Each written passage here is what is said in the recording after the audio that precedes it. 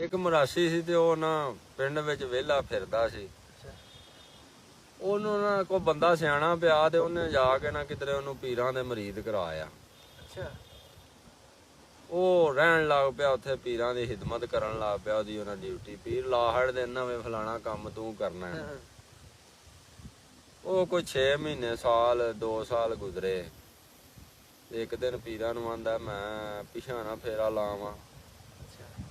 ਉਹ ਨਾ ਹੈ ਇਹ ਠਹਿਰ ਜਾ, 4 ਦਿਨ ਠਹਿਰ ਕੇ ਜਾਈ, ਤੈਨੂੰ ਕੁਛ ਦੇ ਕੇ ਘੱਲਾਂ ਦੇ। ਫੇਰ ਕੋਈ ਸਾਲ 1.5 2 ਲੰਘ ਗਿਆ।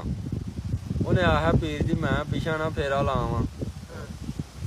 ਉਹਨੇ ਆਖਿਆ ਲਾਇਆ ਤੇ ਜਾਂਦਾ ਨਾ ਮਿਲ ਕੇ ਜਾਈ।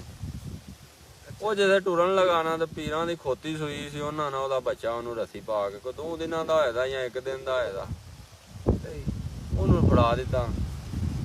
ਤੇ ਵੱਡੇ ਖੋਤੇ ਨੂੰ ਵੀ ਆਗਾ ਖਿੱਚੀਏ ਤੇ ਉਹ ਪਿਛਾਂ ਜਾਂਦਾ ਤੇ ਬੱਚਾ ਸੀ ਉਹ ਪਿਛਾਂ ਧਰੂਵੇ ਤੇ ਉਹ ਮਰਾਸੀ ਆਗਾ ਖਿੱਚੇ।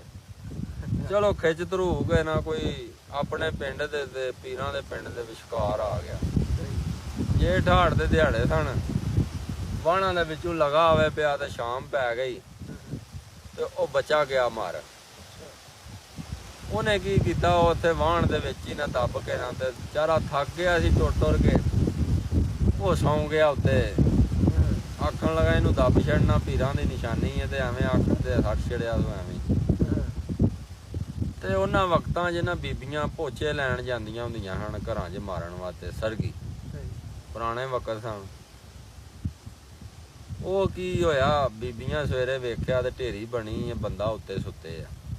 ਬੀਬੀਆਂ ਅਸਲ ਗੱਲ ਨੂੰ ਚੁੱਕਦੀਆਂ ਨੇ। ਤੁਹਾਨੂੰ ਗੱਲ ਸੁਣਾਉਣ ਦਾ ਮਕਸਦ ਹੈ ਕਿ ਬੀਬੀਆਂ ਹੀ ਪੀਰਾਂ ਨੂੰ ਚੁੱਕਦੀਆਂ ਨੇ ਬਹੁਤਾ। ਇੰਜੀ ਗੱਲ ਉਹਨਾਂ ਵੇਖਿਆ ਬਈ ਢੇਰੀ ਜ਼ਾਹਰ ਹੋ ਗਈ ਹੈ ਤੇ ਮਰੀਦ ਵੀ ਘੱਲ ਛੜੇ ਆ ਕਿਸੇ ਕੱਦੀ ਨਸ਼ੀਨ ਜਿਹੜਾ ਬਣਨਾ। ਉਹ ਬੀਬੀਆਂ ਦਵਾਈ ਪਾ ਦਿੱਤੀ, ਫਲਾਣੀ ਦੀ ਪੈਲੀ ਵਿੱਚ ਪੀਰ ਜ਼ਾਹਰ ਹੋ ਗਏ ਨੇ, ਢੇਰੀ ਦੀ ਗਲ ਆਈ ਹੈ ਤੇ ਬੰਦਾ ਵੀ ਉੱਥੇ ਆ ਗਏ ਆ, ਉਹ ਸੁੱਤੇ ਆ ਕੋਲ ਆ ਕੇ। ਉਹ ਕੋਈ ਇਧਰੋਂ ਖੀਰ ਲੈ ਕੇ ਆਉਂਦਾ ਪਿਆ, ਕੋਈ ਰੋਟ ਲੈ ਕੇ ਆਉਂਦਾ ਪਿਆ, ਕੋਈ ਕੁਝ ਲੈ ਕੇ ਆਉਂਦਾ ਪਿਆ। ਐਵੇਂ ਦਿਨਾਂ ਦੇ ਵਿੱਚ ਉੱਥੇ ਰੇਲਾਂ ਫੇਲਾਂ। ਤੇ ਉਹ ਮਰਾਸੀ ਆਖੇ, ਉਹ ਆਖੇ ਮੇਰੀ ਗੱਲ ਤੇ ਸੁਣੋ। ਉਹ ਆਖਣ ਗੱਲ ਨੂੰ ਛੱਡੋ, ਤੁਸੀਂ ਜਿੱਥੋਂ ਵੀ ਆਏ ਹੋ ਇੱਥੇ ਜ਼ਾਹਰ ਹੋਏ ਹੋ ਤੇ ਸਾਡੇ ਉਹ ਬੀਬੀਆਂ ਨੇ ਕੰਮ ਚੁੱਕ ਦਿੱਤਾ।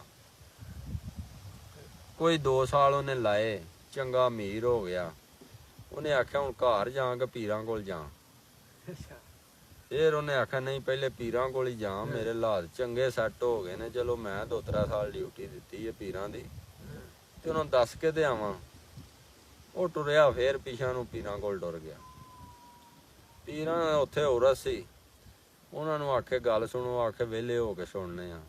ਸ਼ਾਮ ਪਵੇ ਉਹਨਾਂ ਨੂੰ ਆਖੇ ਗੱਲ ਸੁਣੋ, ਆਖੇ ਵਿਹਲੇ ਹੋ ਕੇ ਸੁਣਨੇ ਆ। ਸਵੇਰੇ ਉੱਠਦੇ ਆਖੇ ਮੈਂ ਤੁਹਾਡੇ ਨਾਲ ਗੱਲ ਕਰਨ ਆਇਆ। ਖੈਰ ਉਰਸ ਮੁੱਕਿਆ।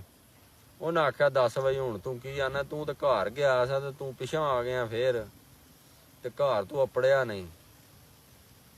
ਉਹ ਕਹਿਣ ਲੱਗਾ ਕਿ ਜਿਹੜਾ ਤੁਸੀਂ ਮੈਨੂੰ ਖੋਤਾ ਦਿੱਤਾ ਸੀ ਨਾ ਬੱਚਾ, ਉਹ ਗਿਆ ਸੀ ਮਰ ਤੇ ਮੈਂ ਉਹਨੂੰ ਦੱਬਿਆ ਤੇ ਮੈਂ ਥੱਕ ਗਿਆ ਤੇ ਮੈਂ ਉਹਦੇ ਨਾਲ ਟੇਕ ਲਾ ਕੇ ਨਾ ਢੇਰੀ ਤੇ ਸੌਂ ਗਿਆ ਤੇ ਦਿਨ ਚੜਿਆ ਤੇ ਦੁਨੀਆ ਹੀ ਦੁਨੀਆ ਮੇਰੇ ਦੁਆਲੇ ਤੇ ਲੰਗਰ ਤੇ ਚਰਾਗੀਆਂ ਤੇ ਕੀ ਤੇ ਕੁਝ ਆ ਗਿਆ।